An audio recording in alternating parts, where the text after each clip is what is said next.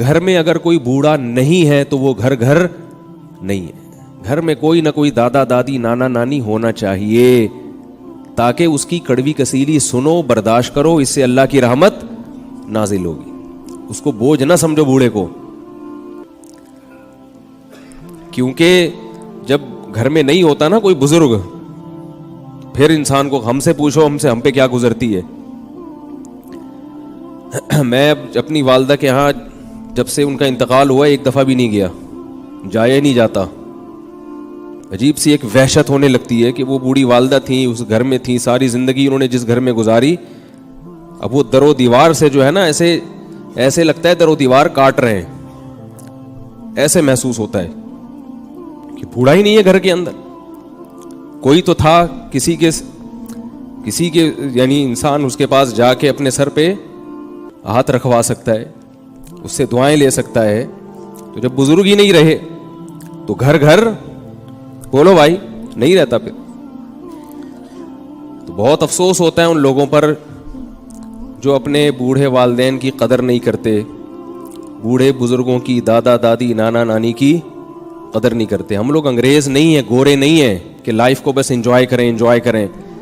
Life میں حقیقی enjoyment جب پیدا ہوتی ہے جب آپ کی زندگی میں روحانیت ہو.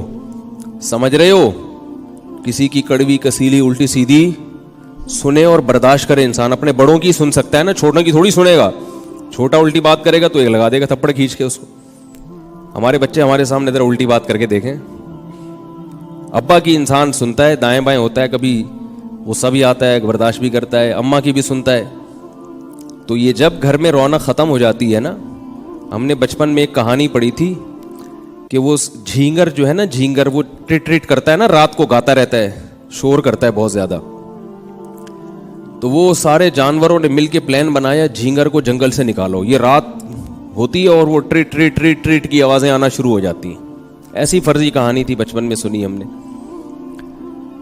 تو سب نے مل کے جناب وہ فیصلہ کیا یہ جو ٹریٹ کی آوازیں آ رہی ہیں نا اس کو نکالو یہاں سے. تو بالآخر انہوں نے سب نے, لومڑی, شیر, چیتا, چوہے نے مل کے فیصلہ کیا اور جھینگر کو جلا وطنی پہ مجبور کر دیا. کہتے ہیں جب جھینگر گیا ہے تو جب رات آئی ہے تو وہ ٹریٹ کی آوازیں ہی نہیں آ رہی. تو سب کو پھر وہ جھینگر یاد آنا شروع ہوا کہ وہ رات ہی نہیں لگ رہی. آپ نے دیکھا ہوگا رات کا اپنا ایک مزہ آتا ہے جب اس میں جھینگر جب گاتا ہے, یا اس کی ایک اپنا لک ہے, وہ اللہ نے ایسا ہی نہیں رکھی اس میں, وہ لگتا ہے کہ رات ہے. شہری زندگی میں تو نہیں ہوتا, آپ کبھی گاؤں دیہاتوں میں جا کے رہیں تو وہ آوازیں آتی ہیں اس کی. تو ان کو بڑا افسوس ہوا کہ یار یہ تو رات کا مزہ کیا ہو گیا, خراب ہو گیا. تو وہ دوبارہ اس کو منا کے لے کر آئے. تو اسی طرح بوڑھا جو ہے نا, بوڑھا وہ شور مچاتا ہے, وہ کبھی ڈانٹتا ہے, کبھی یہ کرتا ہے, کبھی کھانس رہا ہے, کبھی اس کو ڈاکٹر کے پاس لے کے جا رہے ہیں, کبھی.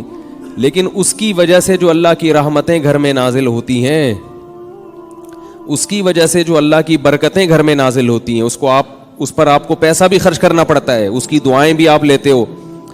تو جب وہ چلا جاتا ہے تو پھر وہ ساری برکتیں اور اس خیر سے آپ ہمیشہ کے لیے محروم ہو جاتے.